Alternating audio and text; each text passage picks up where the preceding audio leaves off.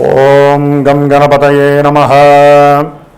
నమః శంభవే చ మయో భవే చ నమః శంకరాయ చ మయస్కరాయ చ నమః శివాయ చ శివతరాయ చ. ఓం నమః శివాయ. ఓం త్రయంబకం యజామహే సుగంధిం పుష్టివర్ధనం ఉర్వారుకమివ బంధనాన్ మృత్యోర్ముక్షీయమామృతాతో. ఓం మృత్యుంజయేశ్వరాయ నమః. ఓం శమగ్నిరగ్నివిష్కరశ్చన్నస్తపతు సూర్యః శంబాతో వాత్వరప అపసృతః. ఓం శం శనైశ్చరాయ నమః. జ్ఞానసిద్ధిని వీక్షిస్తున్నటువంటి ప్రేక్షకులందరికీ కూడా శని భగవంతుడి యొక్క అనుగ్రహముతో ఈ 135 రోజులు అనగా జూలై 27వ తేదీ నుండి డిసెంబర్ 11వ తేదీ వరకు కూడా ఈ 135 రోజులు మన యొక్క భూమి మీద శనైశ్చరుని యొక్క వక్రగతి సందర్భముగా ఆయన యొక్క పాపపు కిరణాలు అత్యంత వేగవంతంగా చాలా ప్రతికూలమైనటువంటి పరిస్థితుల్ని కలుగజేసేటటువంటి స్థితిగతుల్లో మనందరము కూడా కర్మలని అనుభవించడానికి సిద్ధంగా ఉండాలి. కాబట్టి ఆ ఈశ్వరుడు హనుమంతుల వారు శనైశ్చరుని యొక్క అనుగ్రహము పరిపూర్ణంగా కలగాలని ఆశిస్తూ ఆశీర్వదిస్తూ మరి మనకి మేషరాశి నుంచి ద్వాదశ రాశులైనటువంటి మీనరాశి వరకు కూడా ఏ ఏ రాశుల వారికి ఈ యొక్క శనిగ్రహ వక్రత్వ ప్రభావము ఏ విధంగా ఉంటుంది, మరి ఈ రాశుల్లోనే కొంతమందికి ఏలినాటి శని ప్రభావము, అష్టమ శని ప్రభావము, అర్ధాష్టమ శని ప్రభావము, ఈ విధంగా శని యొక్క ప్రభావాన్ని ఎంతోమంది ఎన్నో రోజులుగా మరి ఆయన యొక్క వేదనకి గురై, ముఖ్యంగా కొంతమంది వారి యొక్క జన్మజాతక రీత్యా ఈ శని మహర్దశ జరిగేవాళ్ళు, శని మహర్దశలో రాహువు, రాహు మహర్దశలో శని, అట్లాగే శని మహర్దశలో శుక్రుడు, శుక్ర మహర్దశలో శని, శనిలో కేతువు, కేతువులో శని, ఈ విధంగా పాపగ్రహాలు శని కుజ, శని రాహు, శని కేతు, శని రవి, ఈ గ్రహాల యొక్క దశలు అంతర్దశల్లోనూ, శుక్రుడి యొక్క అంతర్దశల్లోనూ దశల్లోనూ ఈ యొక్క శని యొక్క ప్రాబల్యము అత్యంత మరి ఘోరాతి ఘోరమైనటువంటి ఎన్నో భావాలని ఆయన యొక్క కండిషన్లోకి తీసుకొని నానా రకాలైనటువంటి ఆటంకాలు, ఇబ్బందులు, ప్రతిబంధకాలు, సమస్యలు, తట్టుకోలేనటువంటి మానసికమైనటువంటి విచార దోషాలను కలుగజేసేటటువంటి శని భగవానుడు మరి పాపగ్రహమై, ఒక గ్రహము ఎప్పుడైతే పాపగ్రహమై వక్రిస్తుందో అది ఇంకా పాపత్వాన్ని ఇస్తుందని మన యొక్క శాస్త్రము తెలియజేస్తోంది. అయితే ఇక్కడ ఒక చిన్న విషయాన్ని గ్రహించాలి. మనకి జన్మరాశి అనేటటువంటిది మానసిక ప్రభావాన్ని మాత్రమే కలిగి ఉంటుంది, కలుగజేస్తుంది. కానీ జన్మజాతకము అనేటటువంటిది మనం పుట్టినటువంటి ప్రదేశం ప్రకారం, మనం పుట్టిన సమయం ప్రకారం, తేదీ ప్రకారము ఒక లగ్నము ఆచ్ఛాదనై, ఆ లగ్నం నుంచి ఈ శని భగవానుడు 1వ స్థానమా, 2, 3, 4, 5, 6, 7, 8, 9, 10, 11, 12 ఈ ఏ భావాలకి ఆయన ఆధిపత్యం కలిగి ఉన్నాడు, శుభగ్రహ భావాలకి అశుభగ్రహ భావాలకి ఆధిపత్యం పట్టి ఉన్నాడా, దీన్ని కూడా లెక్కలోకి వేసుకుంటూ మరి ఆ లగ్నం నుంచి ఈ శని యొక్క సిచ్యువేషన్స్ ఏమిటి, ఏ భావాల్ని ఆయన ఆధారపడి ఉన్నాడో గోచారంలో ఆ భావాలకి తగ్గట్టుగా మానసిక విచార దోషాలని కలుగజేస్తాడు ఈ శని భగవానుడు.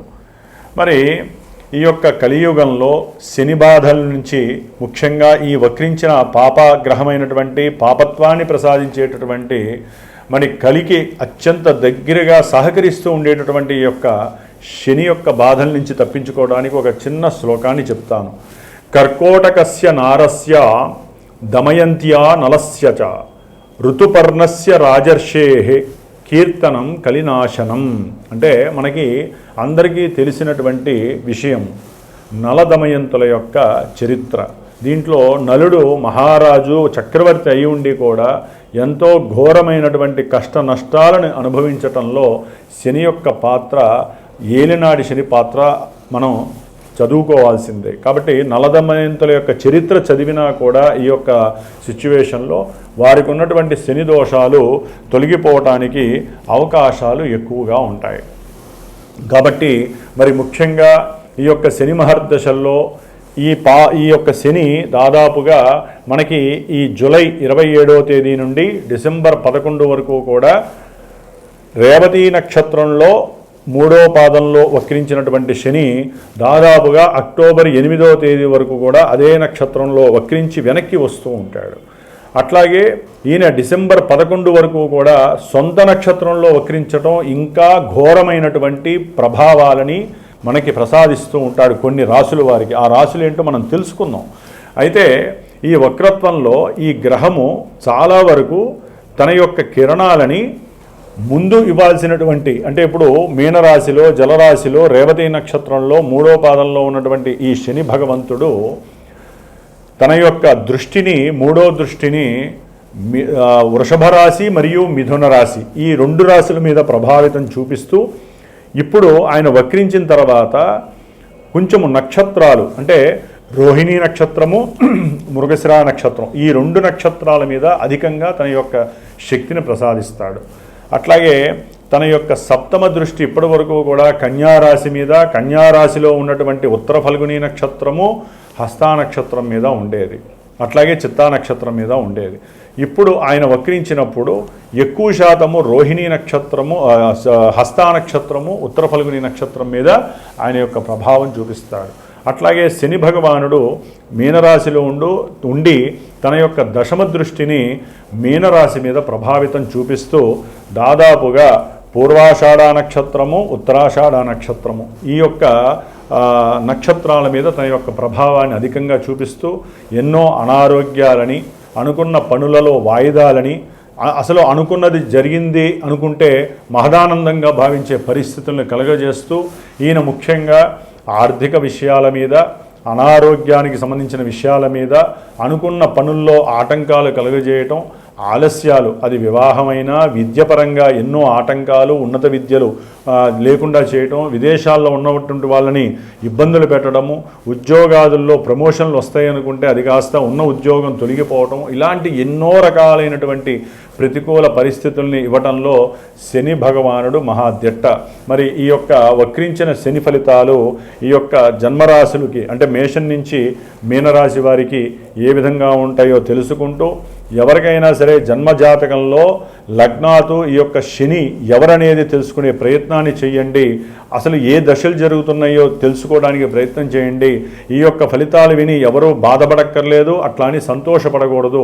జన్మజాతకరీత్యా మాత్రమే దశలు, అంతర్దశలు మనల్ని యాక్టివేట్ చేస్తూ ఉంటాయి. కాబట్టి కొంతవరకు ఈ శనిచ్చే ఫలితాలు ఏ ఏ రాశుల వారికి ఏ విధంగా ఉంటాయో తెలుసుకుందాం. ఓం శం శనైశ్చరాయ నమః. ఓం శం శనైశ్చరాయ నమః.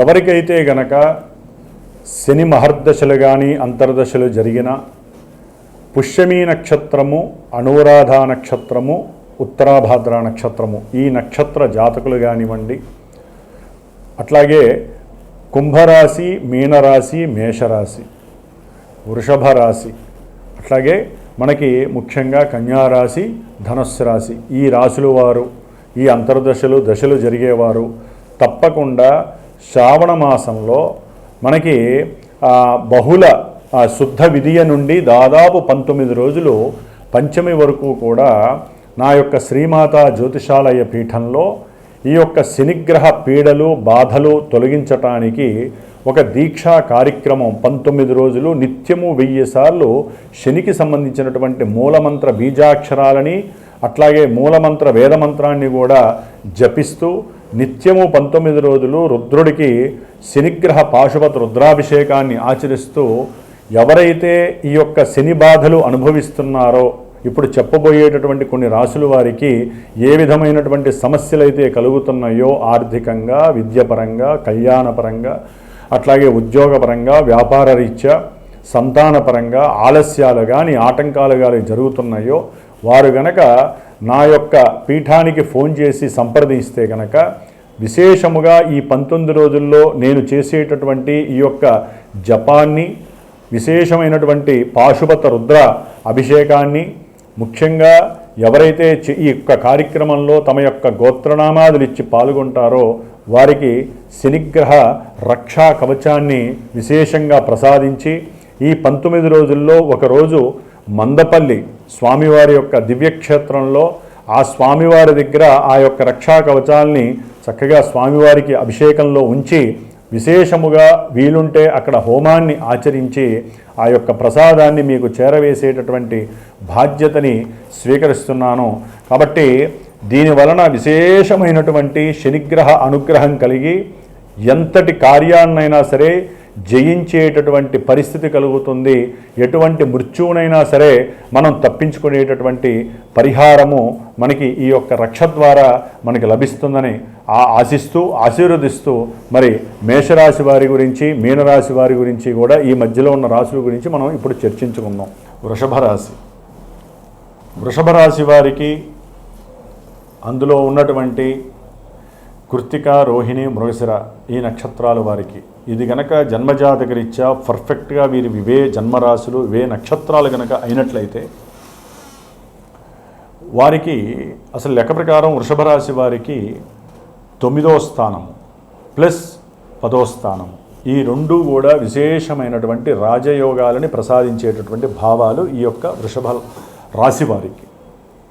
అదే జన్మజాతకంలో లగ్నరీత్యా వృషభ లగ్నమైన లేదా ఇదే వారికి ఏ తులా లగ్నమైనా లేకపోతే మకర లగ్నమైన చాలా చాలా చాలా విశేషమైనటువంటి యోగంగా అనుకోవాలి మనం. ఎందుకంటే వృషభ రాశి వారికి 9వ స్థానాధిపతి 10వ స్థానాధిపతి అయినటువంటి శని భగవానుడు 11వ స్థానంలో ఉండి ఇప్పటి వరకు కూడా ఆయన నిదానంగా చక్కగా నడుస్తూ వీరి లగ్నం మీద అంటే వీరి యొక్క వృషభ రాశి మీద తన యొక్క దృష్టి చేత విశేషమైనటువంటి ప్రయాణ లాభాదులు, ఉన్నతమైనటువంటి విద్య, భాగ్య సంపద, అట్లాగే తండ్రిపరమైనటువంటి ఆస్తులు ఏదైనా కలిసి రావటం, సంతానపరమైనటువంటి అంటే ద్వితీయ సంతాన యోగము కలగటం, ఉద్యోగంలో మంచి ప్రమోషన్స్ రావటం, ఇలాంటివన్నీ కూడా వృషభ రాశి వారికి చాలా వరకు వారి జన్మజాతకంలో గనక శని బలహర్దశ కానీ అంతర్దశలు జరిగినట్లయితే వీరికి ఎటువంటి శనిగ్రహ ప్రభావము నెగిటివ్గా లేదు కాబట్టి చక్కటి శుభాలు జరిగినాయనే చెప్పుకోవాలి. అయితే ఇప్పుడు కాస్త శని ఈ జూలై 27 నుంచి మరి వక్రిస్తున్నాడు కాబట్టి ఏది అక్టోబర్ 9 వరకు కూడా లాభంలో ఉండి వక్రిస్తున్నాడు కాబట్టి ధనపరంగా అనుకున్నటువంటి లాభాలు కలక్కపోవటం, అంటే వ్యాపారంలో ఏదైనా అభీష్ట సిద్ధి లేకపోవటము, అట్లాగే కుటుంబంలో వీరు ఒక మాట అంటే లేకపోతే ఒకటి సంభాషిస్తే ఒకటి తలిస్తే అది లాభించకపోగా ఇంకో రకంగా నెగిటివ్నెస్ని కలిగిస్తోంది ఈ యొక్క వక్రించిన శని ప్రభావము. సంతానపరంగా లాభం కలుగుతుంది అనుకున్న వాళ్ళు, అంటే అది ధనపరంగా కావచ్చు, వారి యొక్క విద్యాపరంగా కావచ్చు, ఏదైనా సరే శని వక్రించడం ద్వారా ఆయన యొక్క వీక్షణలు సరిగ్గా పంచమం మీద పడకపోవటం వలన వీరికి వీరు పెట్టినటువంటి పెట్టుబడుల రీత్యా కొంత అనుకున్న లాభాలు లేక మానసిక సంక్షోభాన్ని వృషభ రాశి వారికి కలిగే అవకాశం ఉంటుంది. కాబట్టి వృషభ రాశి వారికి ఈ యొక్క లాభంలో ఉన్న యొక్క శని ప్రభావము కొంత తగ్గటం, వక్రించటం వలన తగ్గుతుంది. దానివల్ల ఉద్యోగ వ్యవస్థ మీద, ప్రయాణపు వ్యవస్థ మీద, ముఖ్యంగా వీరి యొక్క ఆరోగ్య వ్యవస్థ మీద కూడా పడి ఎప్పుడో చేసుకున్నటువంటి కర్మదోషాలు కూడా వృషభ రాశి వారికి వక్రించిన శని కాస్త ప్రతికూల ప్రభావాలను కలుగజేసే అవకాశం ఉంటుంది. విద్యార్థులకి కూడా విద్య యందు కాస్త అప్రస్తుతమైనటువంటి ప్రభావాల్ని కలుగజేస్తోంది. అంటే చదువు మీద ఎక్కువ జిజ్ఞాస లేకపోవటం, ఆటంకాలు, ఇంకెవరైనా సరే తల్లిదండ్రుల యొక్క స్థిర చరాస్తులు ఏదైనా ఉంటే, లేకపోతే తండ్రి తరపు కానీ తల్లి తరపు కానీ ఏదైనా ఉద్యోగం రావాలనుకున్నా వాటిల్లో కాస్త వీరికి ఉన్నటువంటి నిర్లక్ష్య వైఖరి కావచ్చు, లేకపోతే గ్రహస్థితి, జన్మజాతకంలో గ్రహస్థితి ప్రతికూలంగా ఉన్నా ఇప్పుడు ఈ వక్రించిన శని అవన్నీ కూడా ఇవ్వకుండా తగ్గించే ప్రయత్నం. అంటే ఎటువంటి కార్యంలోనైనా సరే లాభసిద్ధి బదులు కొంత నెగిటివ్నెస్ ఇస్తాడు. అయితే కీర్తి ప్రతిష్టలు మాత్రం అమోఘంగా ఇస్తాడు. విదేశాలలో ఉన్నటువంటి వాళ్ళకి స్వదేశం రావాలనేటటువంటి ఆలోచన కలుగుతుంది. కొన్ని ఉద్యోగ వ్యవస్థల పరంగా కావచ్చు, చదువులో ఫెయిల్ అవటం వలన కావచ్చు, లేకపోతే అక్కడ ఉన్నటువంటి పరిస్థితుల వలన కావచ్చు, వృషభ రాశి వారికి కొంత శని నెగిటివ్ ఎఫెక్ట్స్ ఇచ్చేటటువంటి పరిస్థితి, కర్మదోషాలను కలుగజేసే పరిస్థితి కలుగుతోంది.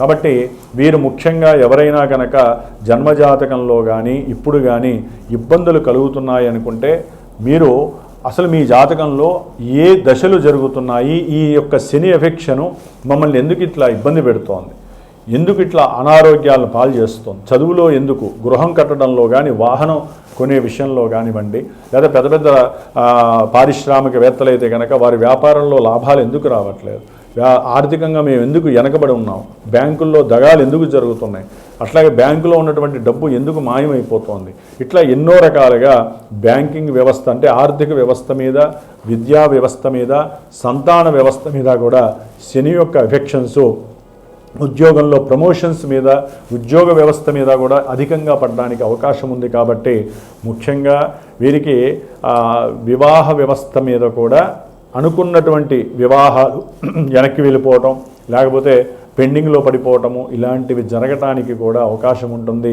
సంతోషాలన్నీ కూడా కొన్ని విషాదాలుగా మారే అవకాశం ఉంటుంది. అంటే ఇంట్లో ఉత్సాహంగా ఉల్లాసంగా ఉండాలి అనుకునేటటువంటి అది శుభకార్యాలు, ఎందుకంటే వచ్చేదంతా కూడా మనకి శుభకార్యాలు ఆగస్టులో కానివ్వండి, ఆశ్వీజ మాసంలో కానివ్వండి, నవంబర్లో కానివ్వండి, మంచి వివాహ వ్యవస్థలు, గృహప్రవేశాలు ఇవన్నీ జరిగే అవకాశాలు అవన్నీ పెండింగ్లు అవ్వటం. ఎందుకంటే కట్టాల్సిన సమయంలో గృహం కట్టకపోవడం, అపార్ట్మెంట్లు కట్టకపోవడం వలన వీరికి ఆర్థిక వ్యవస్థలో ఎన్నో మార్పులు కలుగుతాయి. ఇవన్నీ కూడా జన్మజాతకంలో ఎక్కడో నెగిటివిటీ సూచిస్తేనే ఈ యొక్క శని యొక్క ఎఫెక్షన్స్ కూడా ఇక్కడ జరుగుతాయి. కాబట్టి వృషభ రాశి వారు కొంచెం శని యొక్క ప్రార్థనలు ఎక్కువగా చేయండి. అనుకున్న పని జరగాలంటే ఈశ్వరాభిషేకము, ఈశ్వర దర్శనము, ఈశ్వర ప్రదక్షిణం ఒకటే మీకు సర్వదా రక్ష. ఓం శం శనైశ్చరాయ నమః.